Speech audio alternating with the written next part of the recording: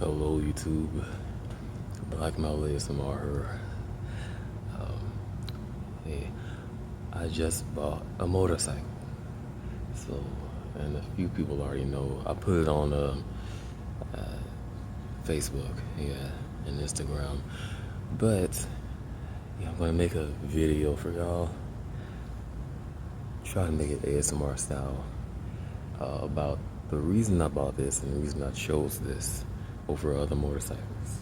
Okay, and I'm in a garage, so if somebody like drives around, I'm gonna have to stop the video. Okay, so anyway, I bought this. Okay, so it is a focus. There we go.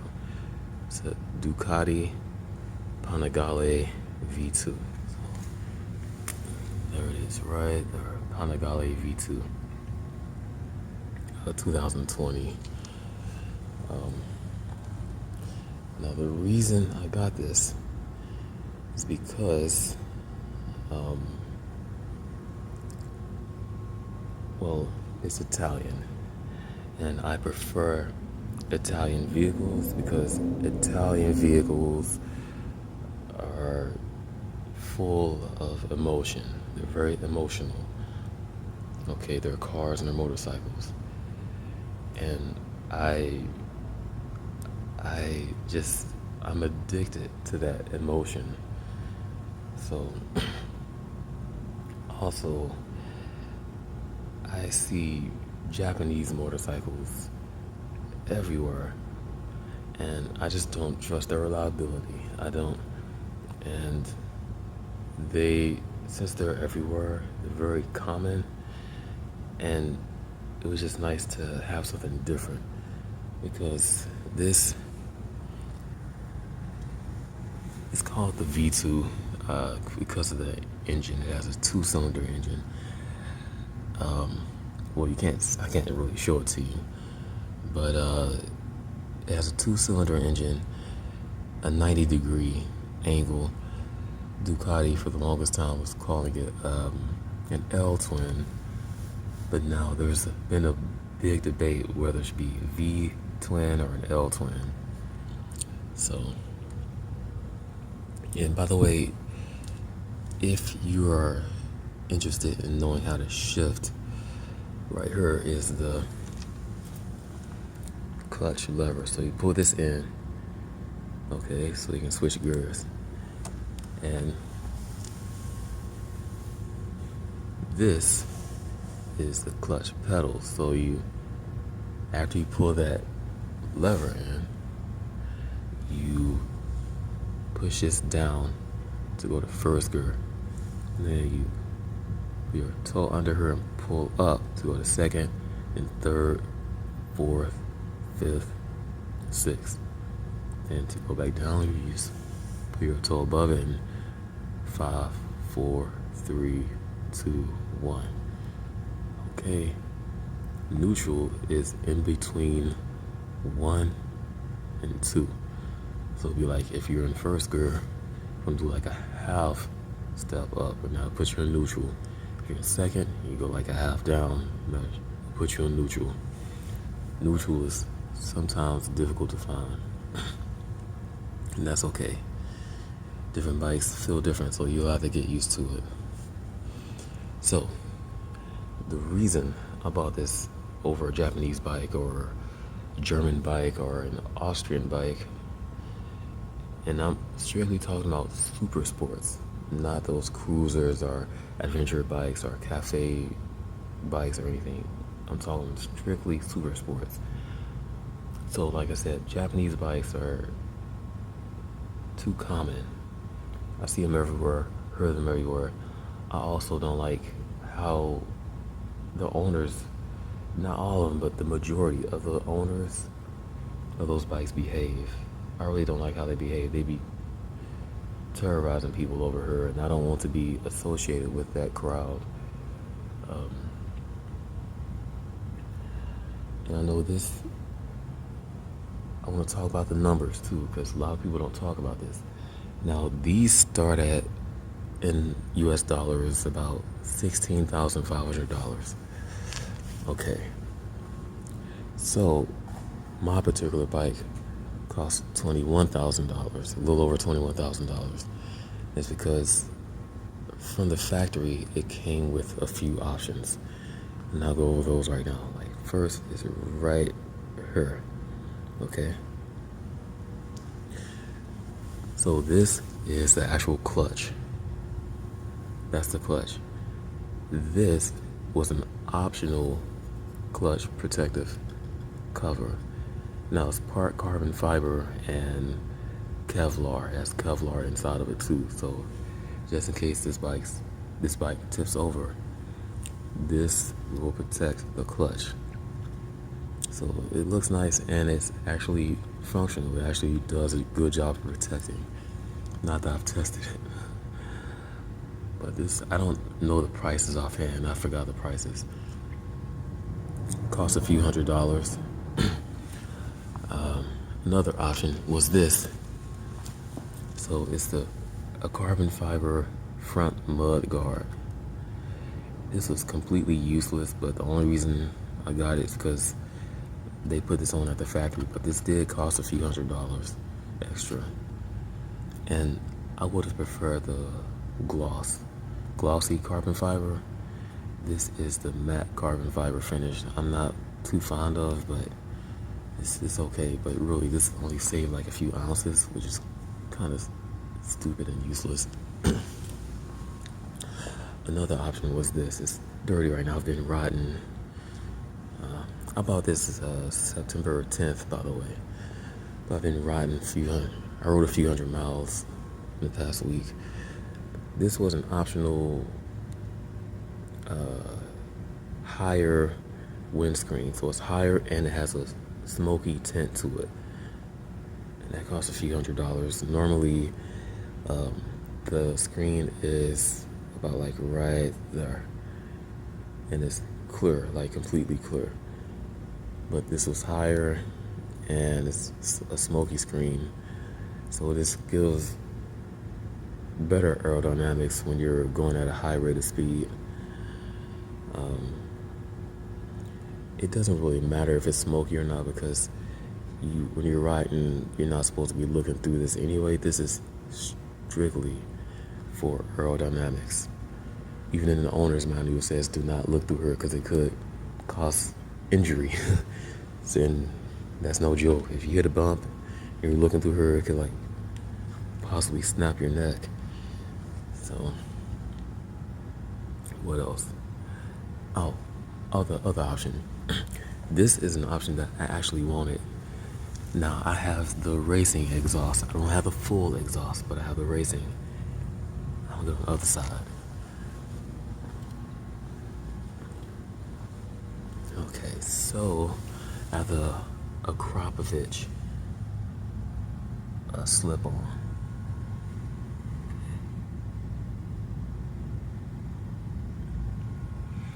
So this is part titanium, part carbon fiber, and I love it. Okay, so this reduced the weight. I forgot how much, maybe 15 or 17 pounds, I forgot. And it comes with an engine or ECU flash, which adds about 5 horsepower and maybe around 3 pound-feet of torque. Okay, but the main reason I got it is because of the sound. The stock exhaust sounds amazing by itself, but this Akrapovič exhaust sounds even better. It's a very deep and bassy exhaust. Now I wanted the full system, not only the slip-on, but this didn't come with a full system, unfortunately. The full system has like titanium right here, and on the parts that you can't see is titanium, and like right here, the full system is titanium, and then this part is carbon fiber on the full system, and it has like Akrapovič right there. So maybe in a year or two, when I get enough money, I'll get those additions. It's gonna cost me a couple of $1,000, so I don't have enough money right now. Oh, and I was looking for this. I guess it's how you take the rear seat off. So now this is not the bike that I initially wanted. I wanted the Triumph Daytona 765 Moto 2. Okay.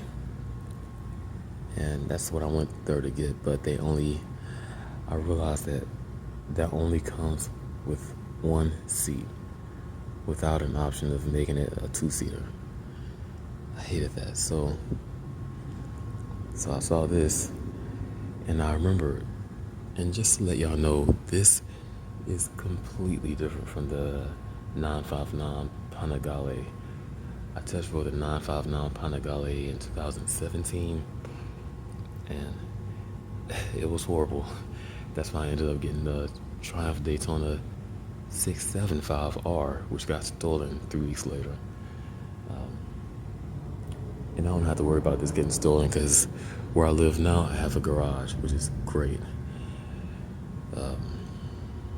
But what else?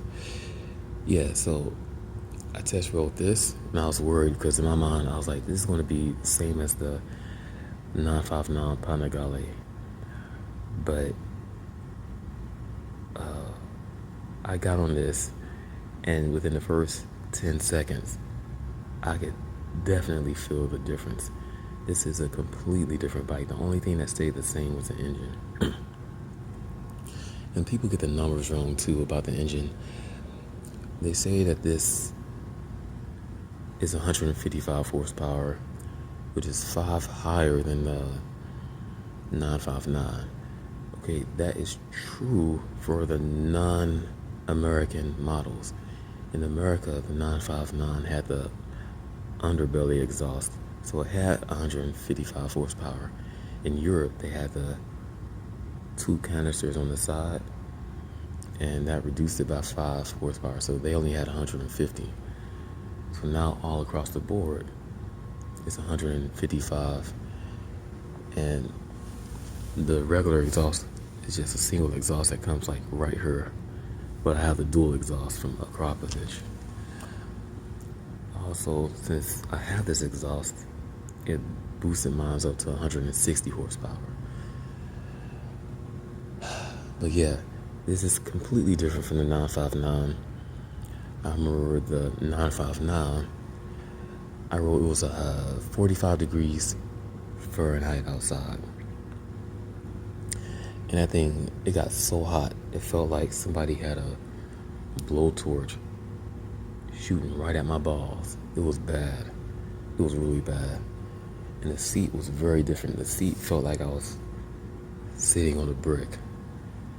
On the handlebars, I don't remember how they were placed, but I remember my wrists were in major pain, so I couldn't take it. Now this one, the 959 also hesitated when I tried to lean it. It did not like leaning in turns. Now this one, within the first 10 seconds, like I made a right turn from the motorcycle dealership garage, and this thing leaned effortlessly.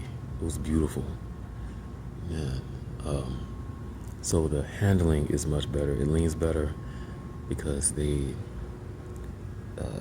increased the seat height by a few millimeters, and they increased the overall height of the rear suspension. So now the bike leans further this way, like further to the front, and the handling is better. The seat is thicker since it's, a few millimeters higher. It's thicker and softer and comfortable. The rear seat feels horrible. It's like sitting on a brick back there. I tried to, trust me, it's not good, but still, it's functional. So yes, this thing is just beautiful. overall. I don't have a license yet license plate yet because I'm still waiting on the paperwork. What else? The sound is, I'm not sure. I'm not sure if it's a little quieter or not.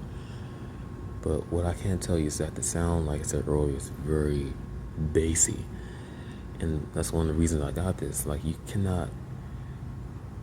microphones are not capable of capturing the true sound of the V-twin Ducati. Now this one, since I have this Akrapovič exhaust, the closest thing I can describe this sound as being to is those NASCAR race cars. Okay, those stock cars you see in NASCAR. This sounds almost identical to those, but it's still unique. So people see this and they think it sounds like a Japanese bike, but once I start it, they're like confused. I love it. And it's super loud too. It's very loud. The brakes, people complain about the brakes. I don't know why, because these things, they are Brembo. They're not the highest quality Brembo, but they are extremely powerful.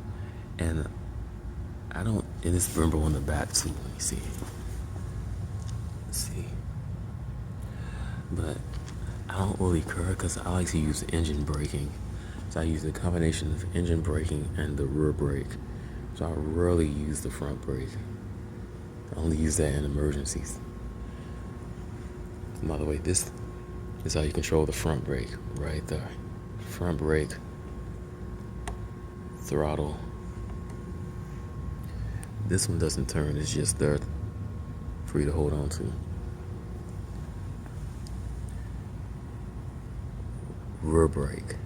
Okay. That's the rear brake fluid. Front brake fluid. Clutch fluid. Okay, and most bikes don't have, most super sport bikes don't have clutch fluid. And I know, like I said, I paid a little over $21,000 for this. I could have gotten the Panigale V4. Now the reason I did not get that is because that only comes with one seat and it doesn't have the V-twin Ducati engine, and I love how the V-twin sounds. The V4 sounds amazing by itself, but it's not that signature Ducati V-twin. And I think the V2 is the last super sport motorcycle that has a V-twin engine. So yeah, the V4 doesn't have two seats and it doesn't have the V-twin.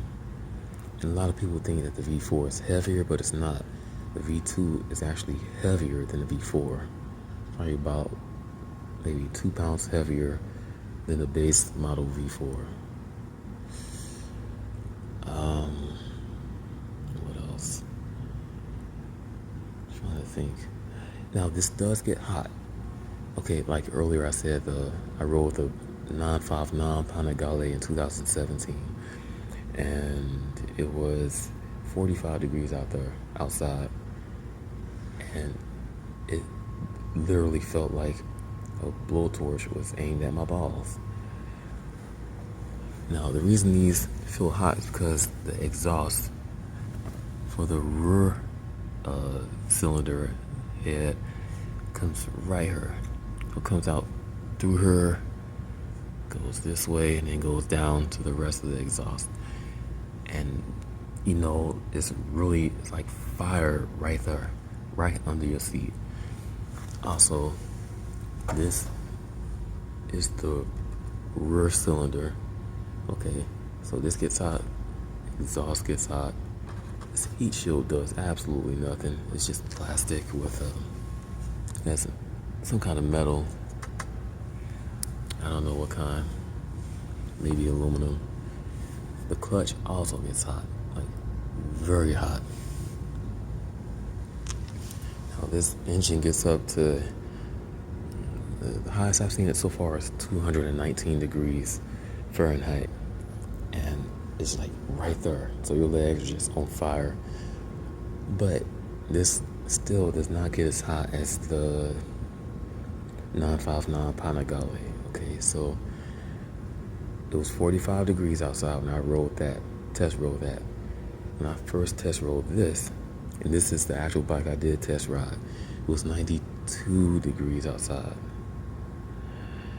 Fahrenheit, and it just got warm. It felt warm, and it wasn't bad. So this, and even though the temperature gauge that's on the instrument cluster, even though it says that the bike is running at 219 degrees, it's tolerable. You just get used to it. So it's not unbearable like the other one, like the 959. And I'll show you a little bit of the gauge too, the instrument cluster, I should say. And by the way, I'm not going to start it, but this is how you start it. So you just put the key in, turn it, and then this, you just slide this down, it will start. Okay, but I won't start it because it's loud. So it's in neutral right now, that's what that is, and I'll put it in first so I can see how it looks. See? First, second, I'll put it in neutral. There. And then I'll bring it up to 6. 2, 3, 4.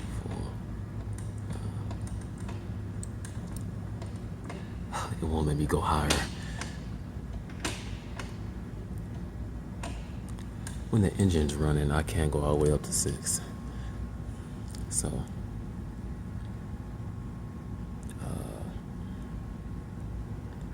me see. You see down here, you can, it's hard to see. Well, it's not clear on my phone. I'm using my Sony phone to record this. Anyway, I can't show y'all, but this thing, it gets about 85 miles per gallon, which is great. So I'll put this in.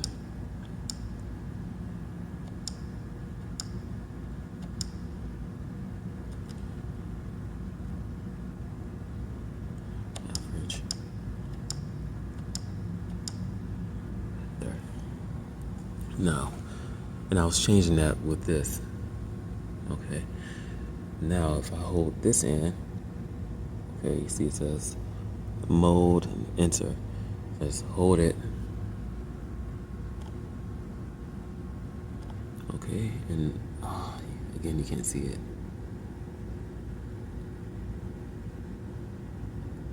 So right now it's in street. I don't know why it's in street. So that's in sport, and that's in race. Okay, and look. There it says DTC3. That's Ducati traction control, and that's quick shifter up and down, which you can turn off. Has anti-lock brakes. DWC means Ducati wheelie control, and EBC means engine braking control. So yeah, you can modify however you want to modify it. And you can have the engine in low power, medium power, or high power. So I'll put this in race, because I love race mode. There we go, it's in race. So yeah, I'm gonna turn this off so I won't run the battery down. Now, another reason I got this over a 1000 cc is that somebody's doing a burnout. Another reason I got this over the 1000 cc It's because a lot of guys, they get those 1000cc bikes, and number one, they don't know how to handle them. Number two, there's no way you can use all that power on city streets. Like this one, it can reach 70 miles per hour in first gear. Oh, and by the way, this did not come with the bike. I paid extra for this. It was like, I think $70. And then the dealership put this on for me.